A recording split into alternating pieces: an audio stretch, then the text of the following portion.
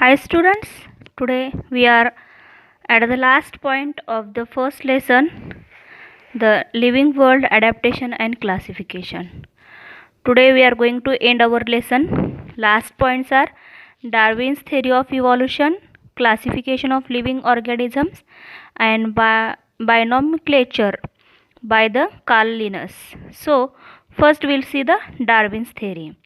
Charles Darwin, a biologist means study the biology, studied numerous types of plants and animals. Numerous types means different kinds of animals and plants. Numbers of plants and numbers of animals he have studied and suggested that only those organisms are likely to survive which can best adapt themselves.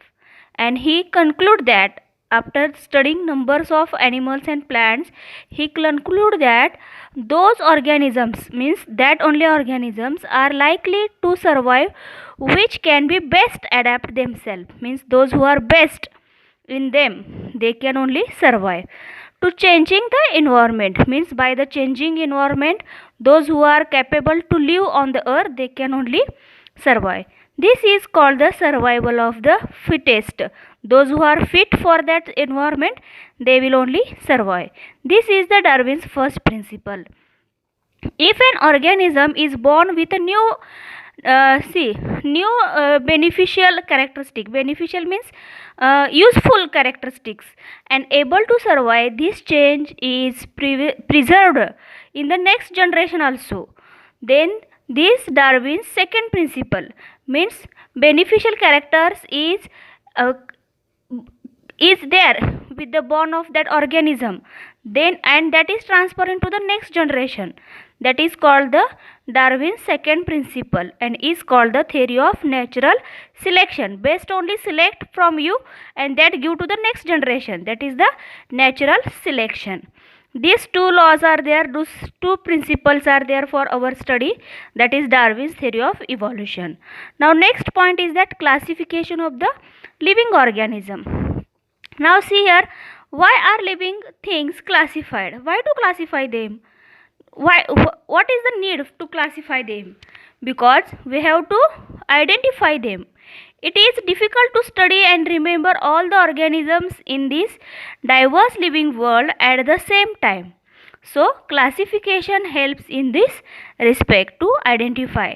Different scientists have used different criteria and independently classified the plants and animals. So here is the hierarchy. Hierarchy is the form in the classification that starts with the kingdom Animalia or kingdom Plantae. Further groups and subgroups are formed depending upon the basic similarities and the differences. This is called the hierarchy of classification. Now you can see in the chart, hierarchy means in this kingdom is there, phylum is there, class, order, family, genus, and the class species is there. Now example is given mango. Mangoes, all this classification is given, and the human being, that is the one is from example from the animal and one from the plant characters. Now our next point is that binomial nomenclature by the Carl Linnaeus. Now here we see the name mango. Mango is there, banana is there, pineapple, apple. Who gave this name to these fruits and how it is given? Okay, that we have to see. Now this cow, this buffalo, this dog, why to call them this with this name only? Cow we can call the buffalo, buffalo can call the dog. Why not like this way? Because they have the specific name and scientists have given the name by studying the classification. This because of this classification, based on this classification, genus and the species, they have given the names. So Carl Linnaeus. So before start the Carl Linnaeus, we will see the one example. Imagine that there are 4 students with the name Kabir or Kiran in the same classroom. If you are talking about any one of them, how would you ensure that other unknown means known which one of them you are talking about? How you will identify you are talking about whom? without any confusion. Means there will be a confusion. We would tell the full name. That time we are using the full name, surname, father's name, first name we are taking, and then we talk about that students. Same way, binomial nomenclature is used to identify each organism. Accordingly, a scientific name has been assigned to each organism. It consists of two parts. The first part is the genes, means which are present there, and second is the species. All identified organisms have been assigned a binomial name as per the guidelines of the International Code of Nomenclature. There is International Code of Nomenclature. They suggest the names.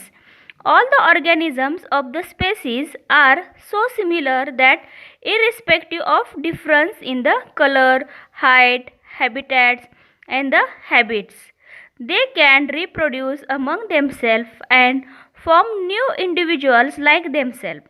For example, all domestic cats in the world belongs to the same species.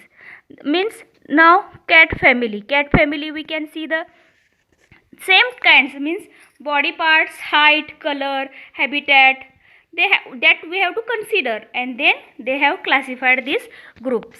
The same is true in the case of animals also. Hen, cow, dog, and the plants like mango, wheat, maize, etc. Okay students, now next, that is page number 9. First two columns are reduced from our syllabus. Now next point is that our exercise. So this exercise you try today to solve. If not possible, then I will give you in the next video that exercise. Keep one notebook for the exercise to solve in that, and for the activity take small notebook. Okay, thank you. Have a nice day.